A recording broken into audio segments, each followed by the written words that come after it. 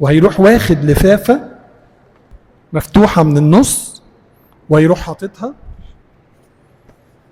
كده، ويجي اللفافة التانية ويروح مغطيها كده. كام لفافة؟ لفافتين. يجي الباقيين هياخد 3 هيعملهم شكل مثلث. ادي واحدة وادي التانية وادي التالتة.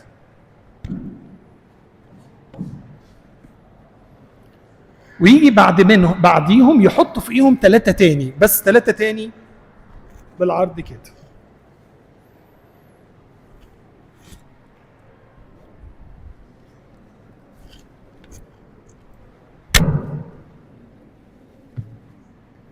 كده كام لفافة؟ 3 و3 6، ومعانا هنا 2 8. ليه الطريقة دي؟ فاكرين أشعياء النبي لما ربنا خده ووراه العرش؟ شاف رؤية كده، شاف رؤية ان هو واقف امام العرش، فقال في النبوة ايه؟ قال رأيت الجالس على العرش. العرش تمام؟ وأزياله يعني هدومه ملابسه تملأ الهيكل. دي كلها ايه؟ أزياله. عشان كده حطينا دول كده بالشكل ده. قال يعني هدومه ملابس الملك دي مالية الايه؟ مالية الهيكل. قال كده رأيت الجالس على العرش وأذياله تملأ الهيكل.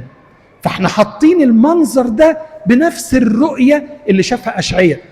فاكرين أنا من شوية لما قلت لكم خلوا بالكم، هنلاقي دايما في رموز في العهد القديم كانت بتشاور على حاجات في العهد الجديد الكنيسة هتستنتج بيها وهتاخدها وتحطها جوه الليتورجية بتاعتها. ويجي بعد كده أبونا في لفافة حمراء.